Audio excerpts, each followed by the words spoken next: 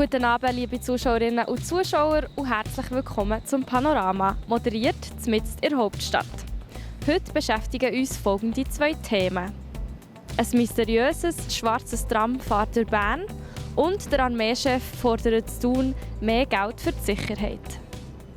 Es fährt ein neues Tram durch Bern, das anders aussieht als alle anderen vor ihm. Es ist nämlich nicht rot wie das hier, sondern matt schwarz und verbindet die Haltestelle Saali mit dem Westside.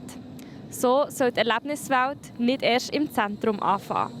Der Patrick Schmid auf Jungfernfahrt. Hier befinden wir uns im Tramdepot bei Bernmobil, wo wir das Tram entsprechend foliert haben.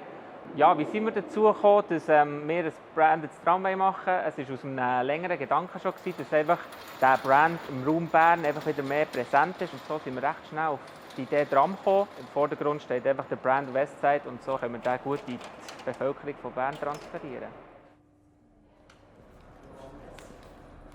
Es gibt die zwei Möglichkeiten. Entweder nimmt man den ÖV oder man hat das Auto, das man benutzt, um Westside zu kommen.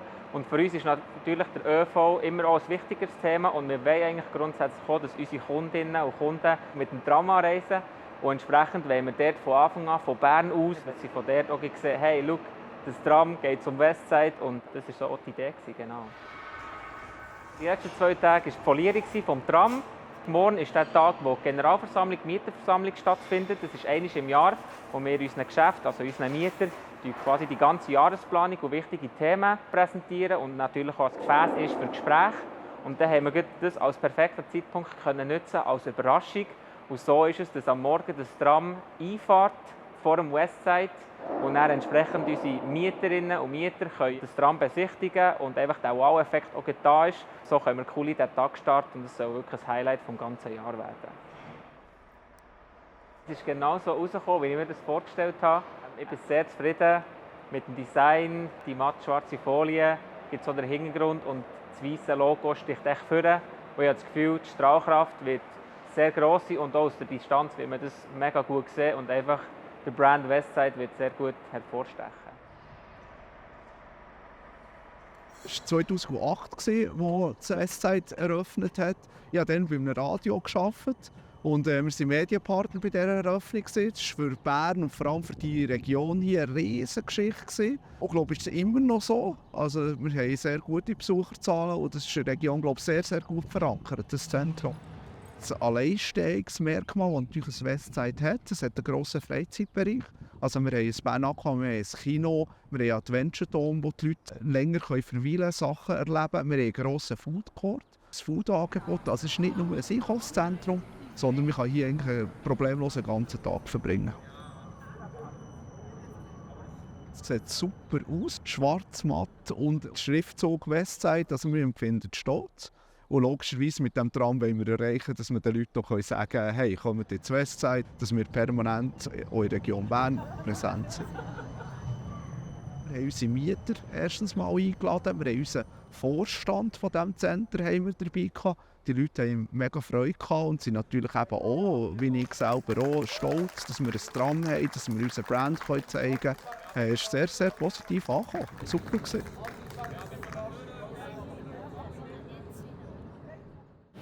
Nicht nur in die Freizeitgestaltung wie im Westside soll mehr investiert werden, sondern auch in die Sicherheit von unserem Land. Wir können jeden Franken brauchen, den wir bekommen. Das sagt der Armeechef Benedikt Roos auf dem Waffenplatz zu Thun. Nach nur 3 Monaten im Amt zieht er die erste Bilanz.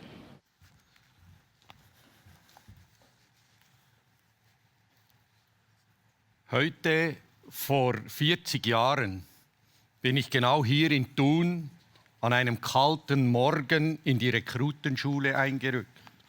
Also der Krieg im Iran zeigt eigentlich eins ganz klar, dass die Bedrohung aus der Distanz eben nicht irgendwie auf dem Papier bestehend ist, sondern wirklich jetzt jeden Tag aktiv eingesetzt wird. Und das hat natürlich auch einen Einfluss auf die Sicherheit der Schweiz, weil man eben aus grossen Distanzen zum Beispiel kritische Infrastrukturen angreifen kann. Und wir haben in der Schweiz viele von denen, die nicht nur für die Schweiz wichtig sind, sondern für ganz Europa.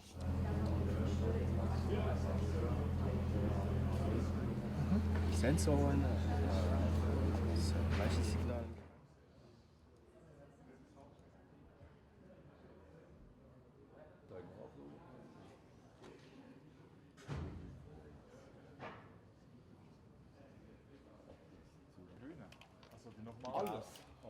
Oder für mich ist die wichtige Frage nicht Mehrwertsteuer, mehr Geld für die Armee, sondern für mehr Sicherheit der Schweiz.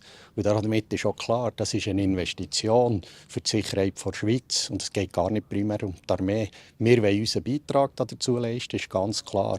Und ich glaube, wenn wir es in der Bevölkerung schaffen, dass man erfasst, dass die Bedrohungen wirklich reell sind und dass es eben auch etwas mit uns zu tun hat, dann bin ich überzeugt, dann werden auch die Leute sagen, okay, ich bin bereit, meinen Beitrag zu leisten, auf 100 Franken 80 Rappen oder anders gesagt 3 Rappen mehr für einen Liter Milch.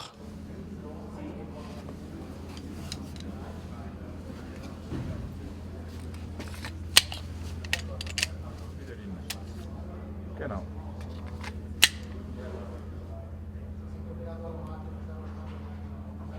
Ich bin eigentlich ein bisschen überrascht von der Emotionalität in dieser Frage. Ich habe manchmal das Gefühl, es ist wie im Fußball. Wir haben 7 Millionen Pistolenexperten.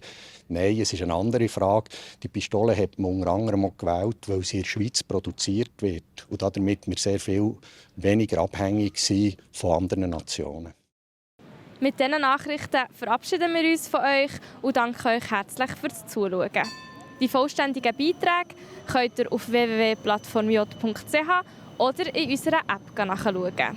Und das Wetter gibt es dann im Anschluss. Ich begrüße Sie ganz herzlich bei Ihrem Plattform Jodwetter für den Kanton Bern. Es freut mich sehr, schauen Sie vorbei. Ja, der Frühling macht auf der Alpen-Nord-Seite eine Pause. Es wird wohl erst ab Mitte der kommenden Woche wieder milder.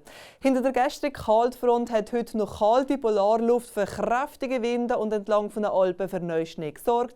Der Süden der ist wetterbegünstigt. Der Freitag startet zweiteilt. Im Flachland zeigt sich die Sonne zwischen ein paar Wolken und es bleibt trocken. Entlang von den Alpen haltet sich zuerst noch Schnee, doch auch der verabschiedet sich bis zum Mittag langsam. Und Frühwert liegen um den Gefrierpunkt stellenweise auch ein bisschen drunter.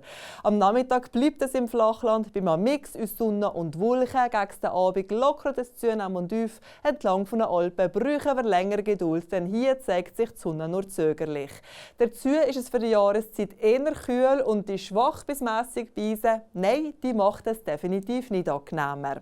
Der Samstag ist im Osten trotz vermehrter Wolken recht sonnig. Nach Westen zu verdichtet sich die Wolken am Nachmittag und nach verbreitetem Frost erreichen Temperaturen tagsüber um die 7 Grad. Und in der Nacht auf den Sonntag breitet sich Regen und Schnee bis in tiefe Lagen aus. Der Sonntag selber zeigt sich wechselhaft mit ein paar sonnigen Momenten und nach einem unbeständigen Montag und Dienstag mit Schnee ab meist 700 bis 1200 Meter sollte es aber Mittwoch wieder bergauf gehen. Ja, während wir auf der Alpen-Nord-Seite der Pulli aus der hintersten Ecke vom Schrank rausholen, lenkt es im sonnigen Süden für eine Übergangsjacke. Das war schon wieder Ihr Plattform Jodwetter für den Kanton Bern. Herzlichen Dank fürs Zuschauen und weiterhin eine wunderbare Zeit. Ade miteinander.